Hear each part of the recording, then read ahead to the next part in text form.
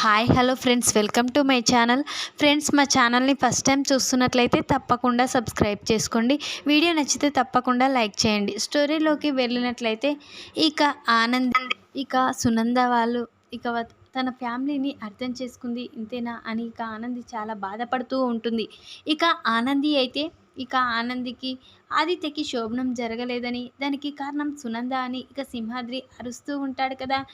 దానివల్ల సునంద ఆనందిని తిట్టడం, ఆనంది నువ్వు నన్ను అర్థం చేసుకుంది ఇంతే, మా పరువు పోగొట్టాలని నువ్వు అనుకున్నావు, అందుకే ఇదంతా చేస్తున్నావు ఆనంది, మీరు నా కళ్ళకు కనిపించకుండా ఇక్కడి నుంచి వెళ్ళిపోండి అని సునంద అయితే గట్టిగా అరుస్తూ వాళ్ళని బయటికి గెంటేసి డోర్ అయితే పెట్టేస్తుంది.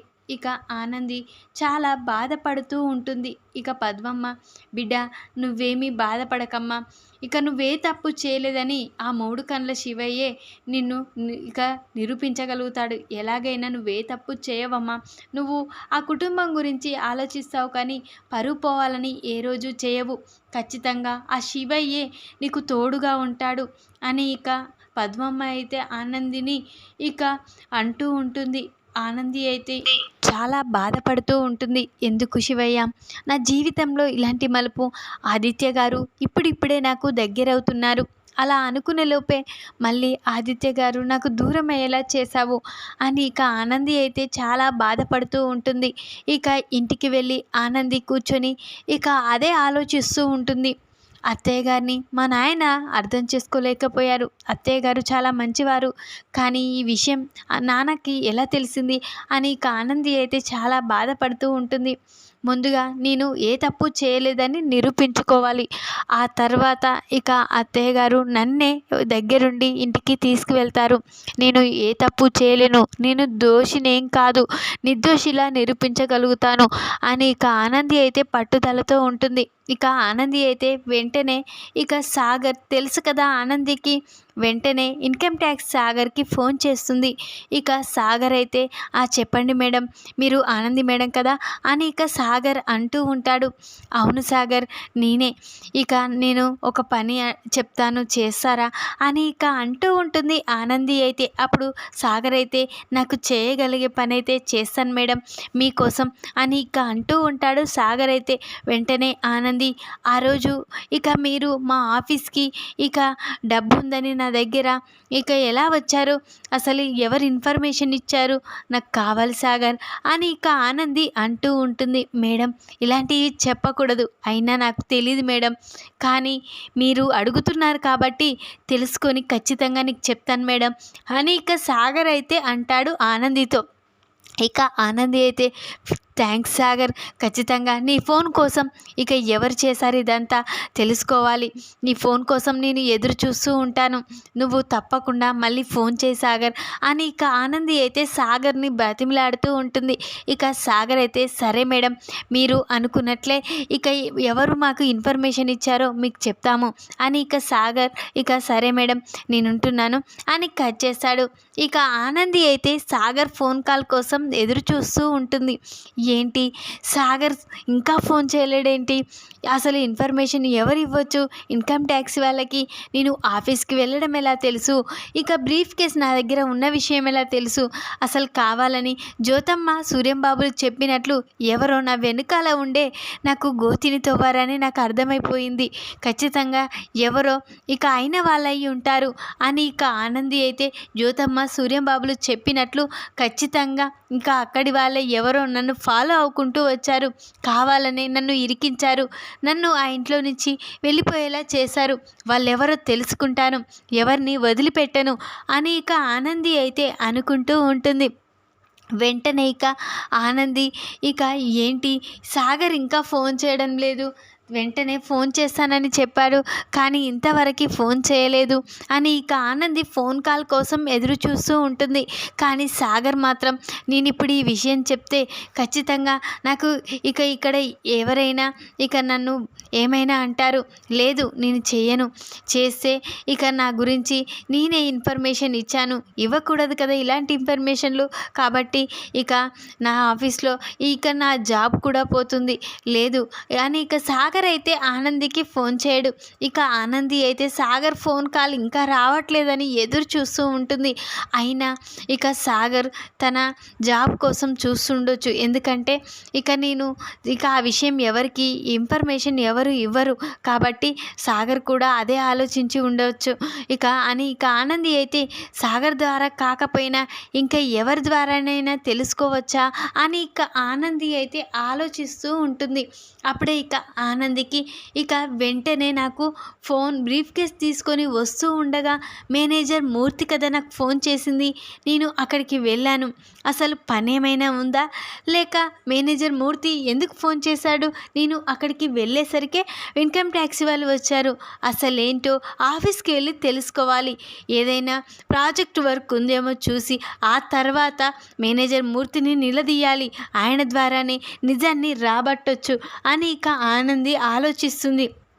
వెంటనే నేను ఆఫీస్కి వెళ్ళాలి. అత్తయ్య గారు, ఆదిత్య గారు ఏమన్నా పర్వాలేదు, కానీ నేను దోషిని కాదు, నిర్దోషిని అని నిరూపించుకుంటాను అని అనుకుంటూ ఉంటుంది ఆనంది అయితే. వెంటనే ఆనంది రెడీ అయి ఆఫీస్కి బయలుదేరుతూ ఉంటుంది. అప్పుడే సింహాద్రి పద్మమ్మలు ఆనందిని చూసి, ఏంటి బిడ్డ, ఎక్కడికి వెళ్తున్నావు అని అంటూ ఉంటుంది పద్మమ్మ సింహాద్రిలైతే. అప్పుడే ఆనంది, అమ్మ నాయన, నేను ఏ తప్పు చేయలేదని నిరూపించుకోవడానికి సూర్యంబాబు జ్యోతమ్మలు ఒక ఆలోచన చెప్పారు కదా, ఆ విధంగానే నేను ఆ దారిలో వెళ్తున్నాను. నేను ఏ తప్పు చేయలేదని నేను ఇప్పుడు తెలియజేస్తాను అని అంటూ ఉంటుంది ఆనంది అయితే. బిడ్డ, నువ్వు తప్పు చేయలేవని మాకు తెలుసు బిడ్డ, నువ్వు తప్పు చేయవు, ఏ రోజు చేయవు. కానీ సునందమ్మ గారే నిన్ను అపార్థం చేసుకుంటున్నారు. ఆ మూడు కళ్ళ శివయ్య ఉన్నాడు, నీకు అండగా ఉంటాడు. నువ్వే తప్పు చేయలేదని, నువ్వు చేసే ఆలోచన కరెక్ట్ అని చూపిస్తాడు. సరే బిడ్డ, వెళ్ళిరా అని పద్మమ్మ సింహాద్రులు అయితే ఆనందికి చెప్తారు. ఆనంది అయితే, సరే నాయన అమ్మ, నేను వెళ్ళొస్తాను అని ఆనంది అయితే సునంద వాళ్ళ ఆఫీస్కి అయితే వెళ్తుంది. అప్పుడే సునంద స్టాఫ్లో ఉంటారు కదా ఆదిత్య, వాళ్ళ దగ్గరికి వెళ్తుంది. అప్పుడే, ఏంటి ఆనంది, ఎన్నిసార్లు చెప్పాలి? నిన్న మీ నాన్న మీ అమ్మ వచ్చి ఇంట్లో గొడవ చేసింది చాలదా? నీకు మళ్ళీ ఎన్నిసార్లు చెప్పాలి? నువ్వు మా ఇంటి గడప కానీ నువ్వు ఎక్కడికి నా కళ్ళ ముందు కనిపించొద్దని చెప్పాను. అయినా నువ్వు చెప్పిన మాట ఒక్కసారి కూడా వినవు కదా. మళ్ళీ ఇక్కడికి ఎందుకు వచ్చావు? ఇంకా ఏం చేద్దామని వచ్చావు అని ఆనందిని సునంద నిలదీస్తూ ఉంటుంది. అప్పుడే ఆనంది, అత్తయ్య గారు, నేను చెప్పేది వినండి, మీరు నేను చెప్పే మాట ఒక్కసారి వినండి అత్తయ్య గారు. అసలు నేను ఏ తప్పు చేయలేను అత్తయ్య గారు. మీరు చెప్పినట్లే ఆ బ్రీఫ్ కేస్ తీసుకొని వస్తూ ఉన్నాను. కానీ నాకు మేనేజర్ మూర్తి ఫోన్ చేయడంతో నేను ఆఫీస్కి వచ్చాను. నేను ఆఫీస్లో అడుగు పెట్టానో లేదో వెంటనే ఇన్కమ్ ట్యాక్స్ వాళ్ళు వచ్చారు. కానీ ఆ తర్వాత ఏం జరిగింది, అసలు ఇన్కమ్ ట్యాక్స్ వాళ్ళకి ఎవరు ఇన్ఫర్మేషన్ ఇచ్చారో కూడా తెలియదు అత్తయ్య. నన్ను అపార్థం చేసుకోకండి, నన్ను అర్థం చేసుకోండి అత్తయ్య అని ఆనంది అంటూ ఉంటుంది. ఏదైతే ఆనంది, మన కుటుంబం పరువు, మన పరువు మొత్తం ఇన్ని రోజులు ఎంత గౌరవంగా ఉన్న మన కుటుంబం గురించి ఈరోజు నువ్వు చేసిన తప్పు వల్ల మన పరువు పోయింది. నువ్వు అయినా అంత డబ్బు నేను ముందుగా ఇచ్చి రమ్మన్నాను, కానీ నువ్వు అంత డబ్బు తీసుకొని ఆఫీస్కి రావడం తప్పు అని ఆనందితో సునంద అంటూ ఉంటుంది. ఆనంది అయితే, అత్తయ్య, నేను తప్పు చేశాను అత్తయ్య. మేనేజర్ మూర్తి ఫోన్ చేయడం వల్లనే నేను ఇక్కడికి వచ్చాను. అయినా నేను ఏ తప్పు చేయలేదని నిరూపించుకోవడానికి నాకు ఒక దారి తోచింది అత్తయ్య. ఆ శివయ్య నాకు దారి చూపించాడు అని ఆనంది అంటూ ఉంటుంది. అప్పుడు సునంద, ఏంటి ఆనంది అని అనగానే, మేనేజర్ మూర్తిని మీ దగ్గరికి పిలవండి అత్తయ్య అని ఆనంది అంటూ ఉంటుంది. అప్పుడే, ఏంటి ఆనంది, మూర్తి ఎందుకు ఇప్పుడు అని అంటూ ఉంటుంది సునంద అయితే. అప్పుడు ఆదిత్య, అవునమ్మా, ఆనంది చెప్పింది కదా, మేనేజర్ మూర్తిని ఒక్కసారి పిలుద్దాం, ఆనంది తను తప్పు చేయలేదని నిరూపించుకుంటుంది, అసలు తప్పు ఎవరో చేశారో తేల్చుతుందంట కదా ఒక్కసారి పిలుద్దాం అని ఇక ఆదిత్య అంటూ ఉంటాడు. వెంటనే ఆదిత్య మేనేజర్ మూర్తికి ఇక కాల్ చేసి పిలుస్తాడు. వెంటనే సరే సార్ ఇప్పుడే వస్తున్నాను అని ఇక మూర్తి అయితే క్యాబిన్లోకి వస్తాడు. అప్పుడే ఇక ఆనందిని చూసి కంగారు పడుతూ ఒక్కసారే షాక్ అయిపోతాడు. ఏంటి ఈ ఆనంది మేడం ఇక్కడికి వచ్చిందేంటి, మళ్ళీ నా గురించి తెలిసిపోయిందా ఏంటి, నాకు జీవనం మేడం ఫోన్ చేసిన విషయం తెలిసిపోయిందా అని ఇక కంగారు పడుతూ ఉంటాడు మేనేజర్ మూర్తి అయితే. అప్పుడే ఇక ఆనంది మేనేజర్ మూర్తిని చూసి ఏంటి ఈ మూర్తి కంగారు పడుతున్నాడు, ఖచ్చితంగా ఇక దీని వెనకాల కారణం ఎవరో అతనికి తెలుసు అని ఇక ఆనంది తన వైపే కోపంగా చూస్తూ ఉంటుంది. ఇదేంటి ఆనంది మేడం ఏంటి ఇలా చూస్తుంది అని కంగారు పడుతూ ఉంటాడు. వెంటనే ఇక ఏంటి ఆనంది మూర్తితో పనేంటో చెప్పు అని ఇక గట్టిగా అరుస్తూ ఉంటుంది ఆనందితో అయితే సునంద.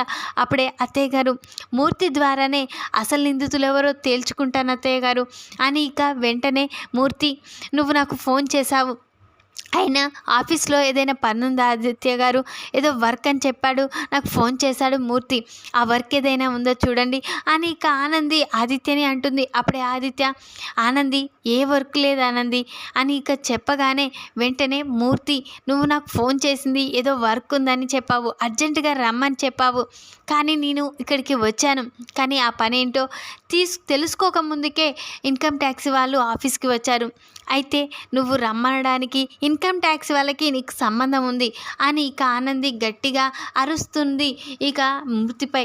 అప్పుడే మూర్తి మేడం నాకు తెలియదు మేడం వర్క్ ఉందని నేను రమ్మని చెప్పాను, కానీ ఇన్కమ్ ట్యాక్స్ వాళ్ళు రావడానికి కారణం నాకు తెలియదు మేడం అని గట్టిగా అరుస్తూ ఉంటాడు ఇక మూర్తి అయితే. అప్పుడే ఇక ఆనంది అయితే మూర్తి నిజం చెప్తావా లేక ఇక ఇన్కమ్ ట్యాక్స్ వాళ్ళతోటే చెప్పించమంటావా అని ఇక అంటూ ఉంటుంది ఆనంది అయితే. అప్పుడే మూర్తి నిజంగా మేడం నాకు తెలీదు అని ఇక అనగానే నువ్వు ఈ ఆఫీస్లో ఇంకా డ్యూటీ చేయాలంటే నువ్వు నిజం చెప్పాలి, ఇక ఆ నిజం తేల్చుకున్న రోజు మరి నిన్ను బయటికి గెంటేస్తాము ఇప్పుడు నిజం చెప్పకపోతే అని ఆనంది అంటూ ఉంటుంది.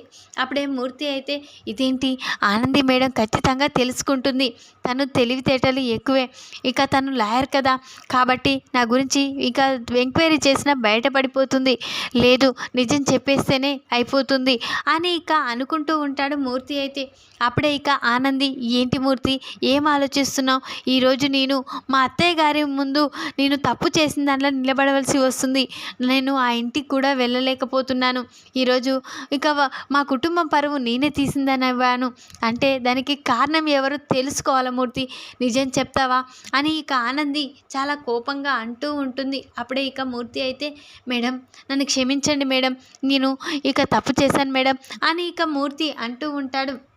అప్పుడే ఇక ఆనంది ఏం తప్పు చేసావు మూర్తి, ఇన్కమ్ ట్యాక్స్ వాళ్ళకి నువ్వేనా ఇన్ఫర్మేషన్ ఇచ్చింది అని ఇక ఆనంది అంటూ ఉంటుంది. లేదు మేడం ఇన్కమ్ ట్యాక్స్ వాళ్ళు రావడానికి కారణం నేను కాదు మేడం, కానీ నువ్వు ఆఫీస్కి రావడానికి కారణం నేనే కదా, ఇక ఆఫీస్కి అర్జెంటుగా రమ్మని చెప్పాను, ఎందుకంటే నాకు జీవనమ్మ ఫోన్ చేసి ఇక ఆఫీస్కి నిన్ను అర్జెంటుగా రమ్మని ఫోన్ చేయమని చెప్పింది, అందుకని నేను ఫోన్ చేశాను మేడం, కానీ ఇన్కమ్ ట్యాక్స్ వాళ్ళ గురించి నాకు తెలియదు మేడం అని చెప్పగానే ఆనంది సునంద ఆదిత్య ఒక్కసారే షాక్ అయిపోతారు.